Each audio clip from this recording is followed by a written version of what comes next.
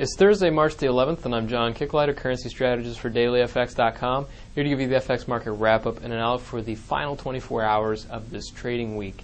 So, obviously, our risk inflection or risk inspection for the day, we see that we haven't really breached any major barriers. We've had relatively mute volatility in terms of what we can expect through risk appetite channels. You didn't really get big swings that correlate to a rise in risk appetite or a drop in risk appetite that would present themselves across all the asset classes.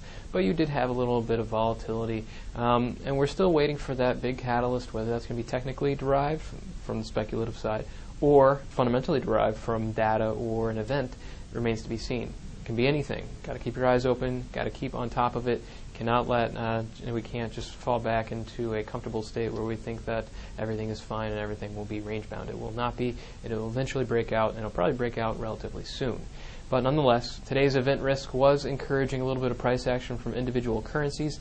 Looking at the most active mover, I think, in my opinion, is the New Zealand dollar, and that has very clear drivers. And that was that yesterday, late in the U.S. session, the release of the RBNZ rate decision. Obviously, they did not move their benchmark lending rate from 2.5% as expected. And the commentary did have somewhat of a hawkish lean. We still saw that over the they are expecting a rate hike sometime in the middle of the year. They did have a pretty positive growth forecast. The inflation outlook, though, was only 2.8% annualized through 2011. This is not a really major inflation breach because we see that their target is 2 to 3%. They're not really calling for really tightening policy that would need to be adapted to cool inflationary pressures. And inflationary pressures are the only thing that really needs to drive them towards rate hikes. So we're seeing through that and a number of other comments that were made by Governor Ballard that there is not really an impetus for a very consistent and a very aggressive path of tightening when they eventually do go towards, they do take that dive into the first hike. So we'll see that first rate hike probably mid-year, as they say, but are we going to get many follow-up hikes after that? Probably not. It's going to be a long, there's going to be long periods of wait and see between each additional hike unless things start to develop in terms of inflation and growth starts to recover much more quickly. So there was ultimately a dovish bias because the first rate hike is not our concern. The successive rate hikes are our concern. And that's where we're getting a big letdown from Kiwi bulls. But we also had the S&B rate decision later in the day today, and we did see that they did not move their benchmark lending rate either, and their commentary was very consistent with what it's been.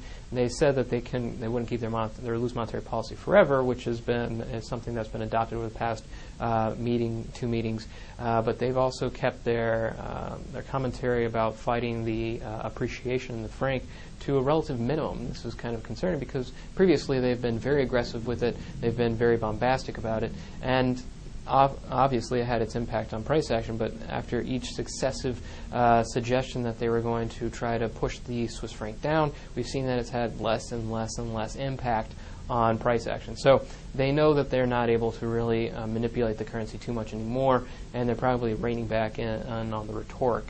So kind of an impotent central bank of adjustment there, something to perhaps keep track of in the commentary that they release from time to time. And as for scheduled economic data, we had a couple indicators that were perhaps market moving. I would say that the Australian employment data was certainly surprising.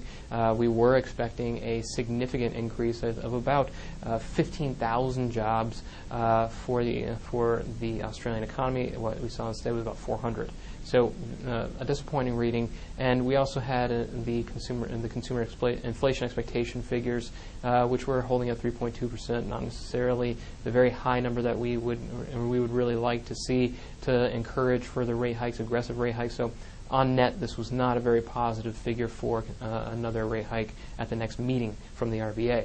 And we also had Canadian-U.S. trade data. Canada's data improved.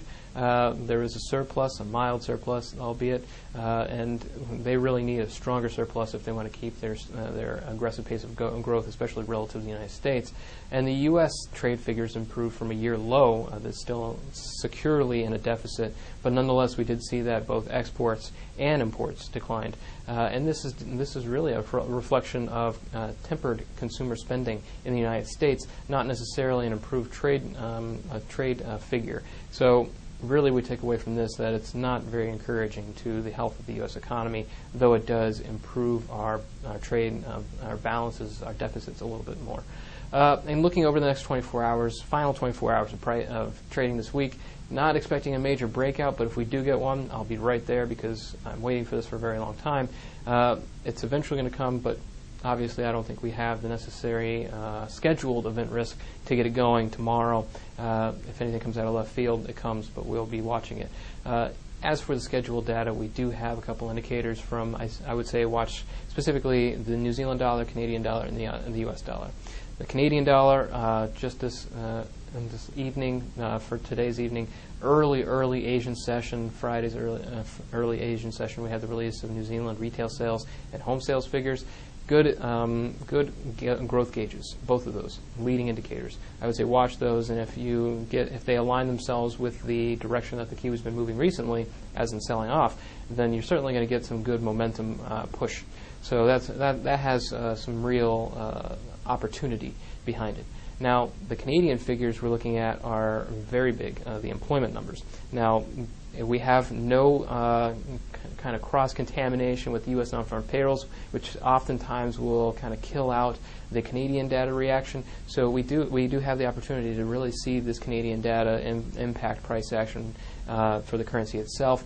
If it is disappointing, we're expecting it to slow, but if it does disappoint, we can definitely see this bounce that we're starting to get today in the dollar CAD turn into a real reversal, and that could have a very good trading opportunity there. So keeping your eyes on dollar CAD on this data.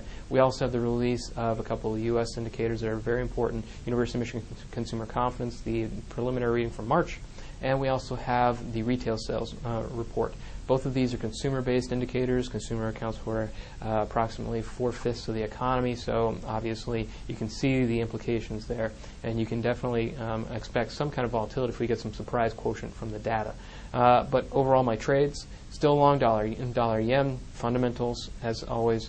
It's a longer-term position. I'm not really concerned with the day-to-day activity, and my position size is relatively small, and I'm waiting for developments so that I can build up a full-size position. So this kind of congestion that a lot of these pairs are stuck towards, it's not a big concern for me because I'm just building it slowly with time and with developments.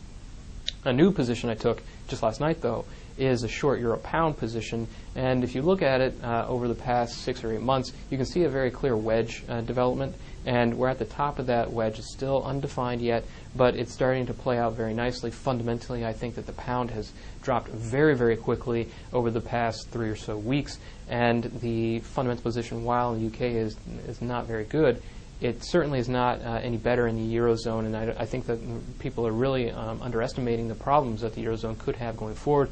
So I think that that's a good fundamental technical position. It has both a short-term and medium-term implications, so I like it.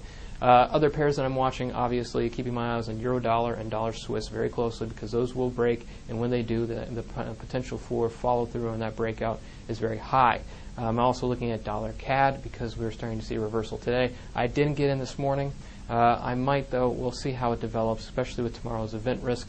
And we also have a couple crosses. I like Aussie CAD because it has a very clear wedge formation. Aussie Kiwi starting to continue after its brief test of former resistance, new support. So there's a couple pairs out there, but I will talk about them on the stream or perhaps in the analyst picks should they develop.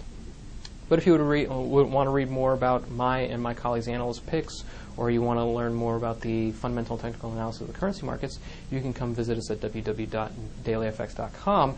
And if you were in the Las Vegas area come early May, we're actually going to be doing an expo there. We're covering a lot of topics, including money management, developing a trading strategy, the fundamental and technical themes for 2010, Elliott wave analysis, a number of things. So if you are in the area, definitely sign up to come visit us and come see some of our presentations.